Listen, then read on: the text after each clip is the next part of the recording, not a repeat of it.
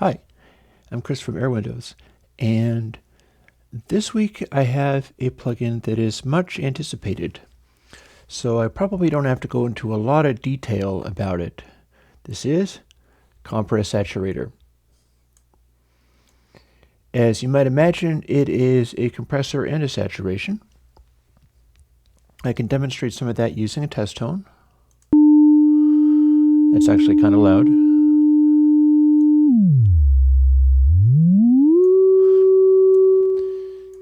We got our outputs in dry wet and stuff, so that'll show us the level of this. You turn it up and you get more overtones, as you might imagine. And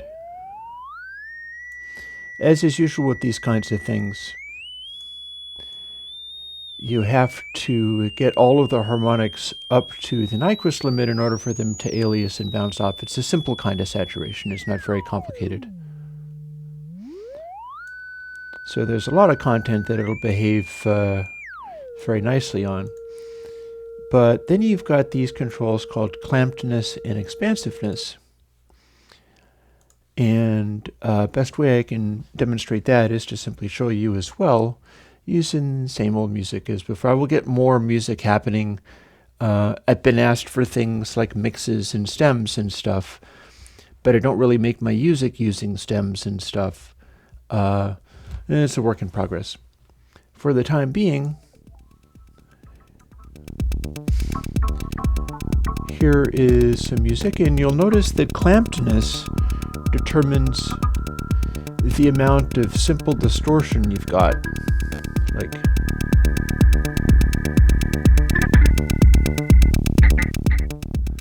gonna pull the output down a little bit.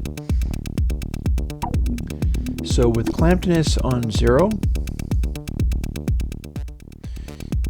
we have the distortiest quality, which honestly isn't all that distorted sounding, but this is using a gentle type of saturation.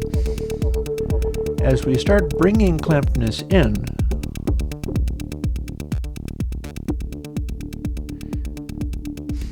we start getting a compressive behavior, and it cleans right up. But there is still the saturation inherent in the algorithm. As you see, we're hitting this really, really hard. So we can go between very distorty and a more compressed-like quality, or halfway, where we're kind of splitting the difference a little bit. Expansiveness kind of handles how fast the springiness of the compression works, so we can speed it up or slow it down a lot.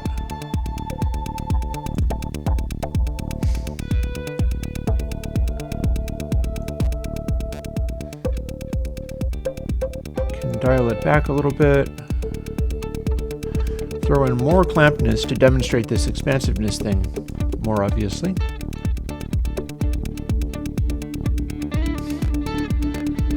Or less expansiveness, and it should get kind of flatter and more constrained. Let's see if that happens.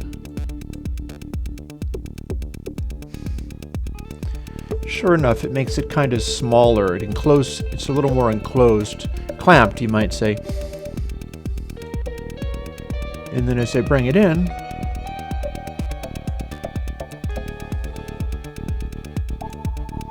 it starts getting bigger, but also the clampedness develops an interesting behavior as you push it really hard. This is a funny sort of algorithm. You'll notice it's kind of tremoloing, it's acting kind of weird.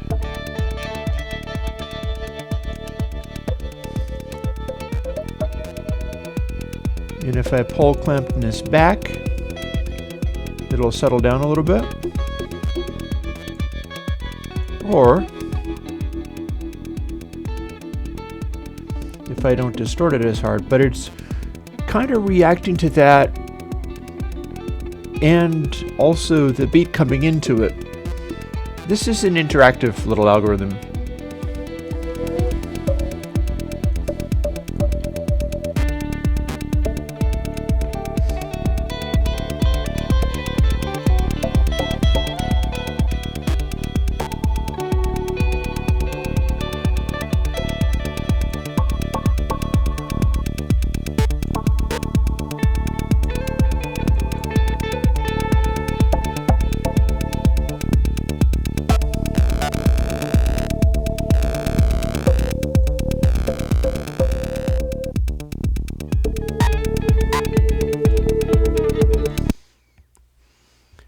So pretty much there you have it.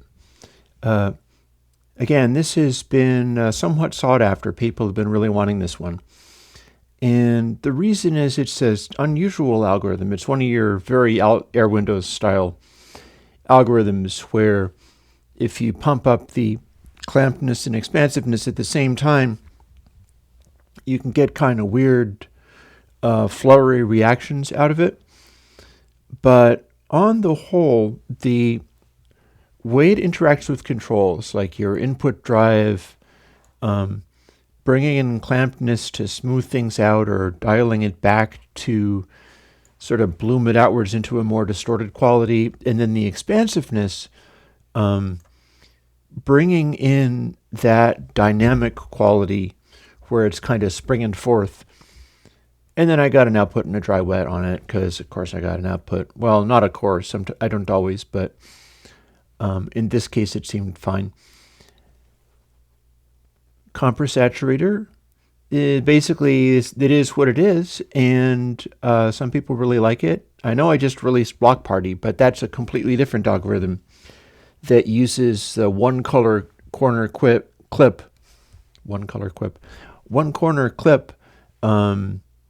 algorithm on a compressor to set the compression threshold down below what the actual threshold is. If you go beyond it's a different thing.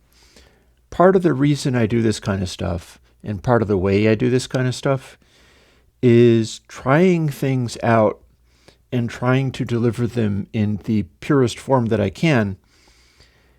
And rather than just sculpting things by going like, okay, do this and then add this EQ curve on it and claim that we modeled a bunch of electric parts and we're done, I'm more interested in working out strange and unusual algorithms that have distinctive sounds of their own that don't owe anything to the analog domain that I so love. Compresaturator is definitely one of those. So I would say if you're interested in something that's kind of like a distortion, although very gentle and soft, and kind of like a compressor, only you can dial it back from that. You can bring the sounds forwards. You can bring the sort of dynamic quality of things up or down. It's basically got sliders and knobs that you don't normally get. And that's part of the challenge of developing plugins like this is, how do you define the control expansiveness? I mean, it's measured in samples, but that means nothing to you. And, how do you define something like that in such a way that somebody knows what that knob would do? Mostly it's about developing the algorithm, altering the control, and working out what it is doing to the sound, and then being able to interpret that for plugin users. The goal is always to have something where you'll remember what it is. It's named something logical, one hopes. It's not always the case like with Hold, but and the controls are approachable. You can play with them and fool with them until it leads you in the direction that you want. That's always the goal. So, Compresaturator is supported by my Patreon. That's the reason I'm still here doing this stuff. Otherwise, you would never have gotten Compresaturator because I would have had to stop. And I'm also doing a new thing with the Patreon. I've revised the goals because my previous goals were entirely in terms of I'll release more plugins faster, or I will open source more plugins. And at this stage, I'm basically releasing all the plugins as fast as the outside world can absorb them. And no faster because I don't want to be spammy or get in the way. But I'm going as fast as a person can. And that meant in order to have goals for the Patreon, I would need to come up with something else to do. So here's the proposal. If you just want to support the Patreon plugins and things like that, it's always been about, if you would have bought this for $50 lifetime with support and getting all the source code, which is a very good deal for a lifetime, no DRM, you get all the support and all upgrades in future.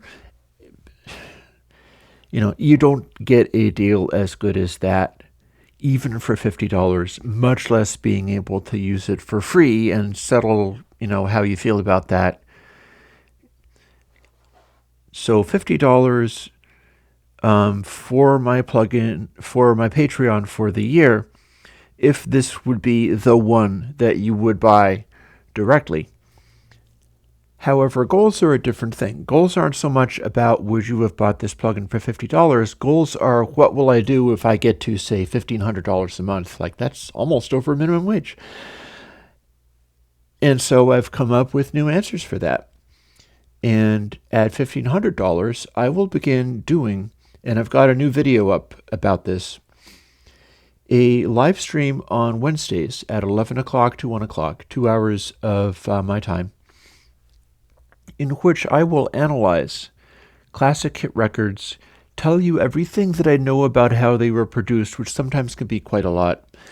And I even know some of the people who made some of these things. And they don't usually tell tales out of school, but I've also devoured like libraries worth of books and all this stuff. And I've really spent a lot more time than people generally have available to learn these things. So consider it production classes. And I'm going to do my level best to even play you excerpts of the music. That'll depend upon how badly the record companies attack me and knock all of my videos offline. If they just want to claim YouTube revenues off of them, then I have no objection. That seems fair enough to me. But we'll see to what extent I can play you the actual music, because I'm talking about classic records off of high-quality vinyl in the format that initially made them become platinum sellers. And my point being, there are particular production qualities that you can learn about and learn how to do that even adapt themselves well to modern conditions like iTunes and replay gain.